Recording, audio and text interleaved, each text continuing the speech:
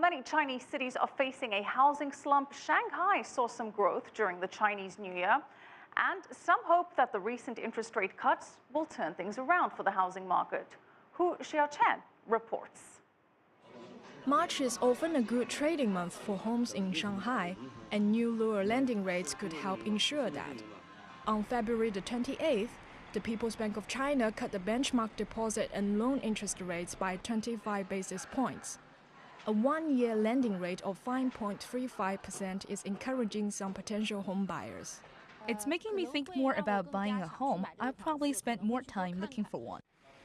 However, one expert says the interest rate cut will have only a limited effect on pushing up trading volume. Much of the existing demand is thought to have already been absorbed during the final quarter of last year, but there's more to it than that. For first-tier cities like Shanghai and Beijing, the major conflict in the market is between high housing prices and most people's ability to buy. The interest rate cut will temporarily increase people's purchasing power, but it doesn't solve that conflict, which is the more important issue. For some potential home buyers, getting cheaper loans is still not enough for them to make the buying decision now. Under the home purchase restrictions in Shanghai, I'm not allowed to buy since I'm single and my registered residence is not here. Home purchase restrictions are another issue that many are waiting to hear more about from the two legislative sessions currently being held in Beijing.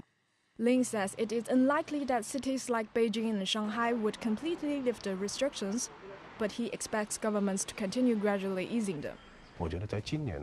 I think this year regulations will be adjusted if the market doesn't pick up and there is pressure for economic growth. This could mean lowering the down payment for first-home buyers from 30% to 20% and reducing or eliminating the deed tax on transactions. While Shanghai's housing sales over the Spring Festival were not much in terms of total area, Centerline Property says they were up by 29% from last year's numbers. Some 20 new commercial residential properties will be open for sales this month. Hu Xiaochen, ICS for CCTV, Shanghai.